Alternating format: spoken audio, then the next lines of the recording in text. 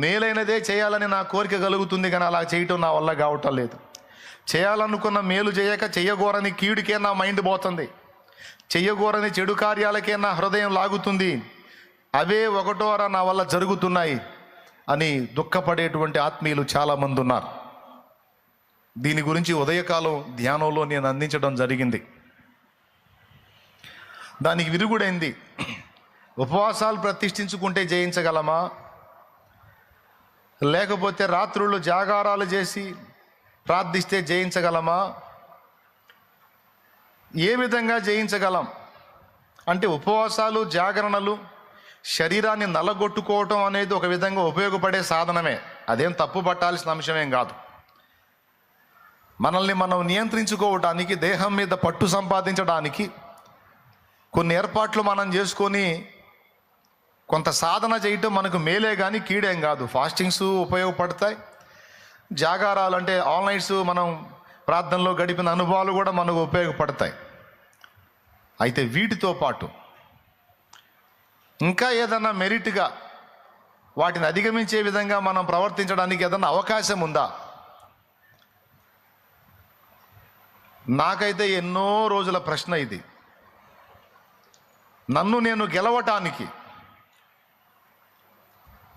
దేహవాంఛలను అధిగమించడానికి, ఇంద్రియాల నిగ్రహం కోసం ఇంకా ఏం చేయాలి? ఏదన్నా నాకు బెటర్ వే ఏదన్నా ఉందా, మంచి మార్గం ఏదన్నా ఉందా అని ఒక విశ్వాసిగా, ఒక దేవుని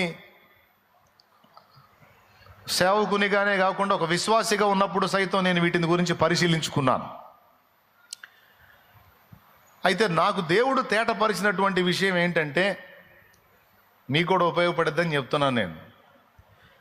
కొంతమంది తమలో తాము చాలా నలిగిపోతూ ఉంటారు ఈ సమస్యకు పరిష్కారం దొరకక. దానికి దేవుడు నాకు చూపించినటువంటి పరిష్కారం ఏంటంటే ఏంటో చెప్పయ్యా అనే ప్రశ్న మీకు పుట్టాలని 2 సార్లు అడిగాలి నేను. అదేమిటంటే, దేవుని ప్రేమించుటయే. మళ్ళీ అర్థమయ్యేటట్టు చెప్తా. నీవు పోరాడుతున్న శరీరేచ్ఛల మీద, ఇంద్రియాల మీద నువ్వు ఎంత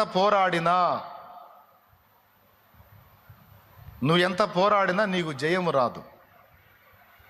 నువ్వు ఇంకా పోరాడే కొంది, తీర్మానాలు చేసే కొంది ఎక్కువ అవుతుంటాయి. ఇప్పటికే నీకు అర్థమైంది.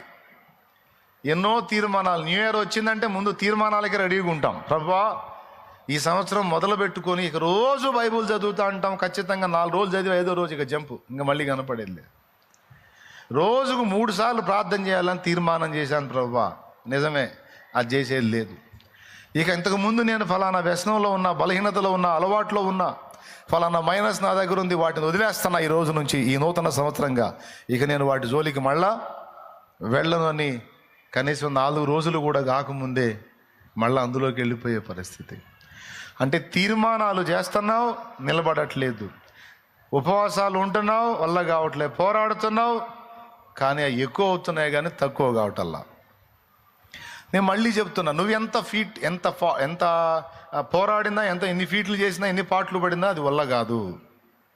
మరి ఎలా అంటే, దేవుడు చూపించిన ఆన్సర్ ఏంటంటే, ఏం లేదు బెట్ట, నన్ను ప్రేమించు సరిపోతుంది అన్నాడు. నన్ను నువ్వు ప్రేమించిన ఎడల నా ఆజ్ఞలను గైకొనే శక్తి నీకు వస్తుంది.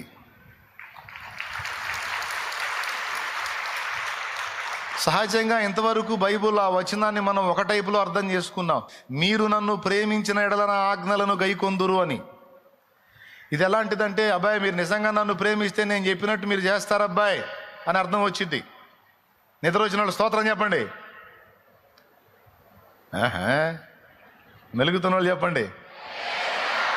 యోహాను సువార్త 14వ అధ్యాయం 15వ వచనంలో మీరు నన్ను ప్రేమించిన ఎడల నా ఆజ్ఞలను గైకొందురు అని ఉంటుంది.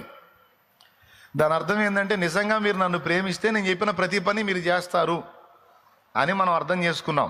నిజమే. దాన్ని కొంచెం రివర్స్లో అర్థం చేసుకుందాం. రివర్స్లో అర్థం చేసుకోవటం అంటే, నా ఆజ్ఞలను మీరు గైకొనాలంటే, నా చిత్తమును మీరు నెరవేర్చాలంటే మీకు శక్తి కావాలి. శక్తి కావాలంటే మీరు నన్ను ప్రేమిస్తేనే వస్తుంది. ఇది రివర్స్లో అర్థం చేసుకోవటం. ఏమైనా అర్థమైందా మీకు? టపి టపి కొట్టారు, ఏం అర్థమైంది? ఇప్పుడు మనం అనుకున్న వాటినన్నిటినీ జయించడానికి దైవశక్తి కావాలి, మన సొంత శక్తి చాలదు. మరి ఆ శక్తి మనకు రావాలంటే ఎలా వస్తుంది? మీరు నన్ను ప్రేమించుట ద్వారా దాన్ని స్వతంత్రించుకోగలుగుతారు అనే సూత్రాన్ని యేసయ్య చెప్పాడు. ఇప్పుడు మనం యేసయ్యని ప్రేమించాలి.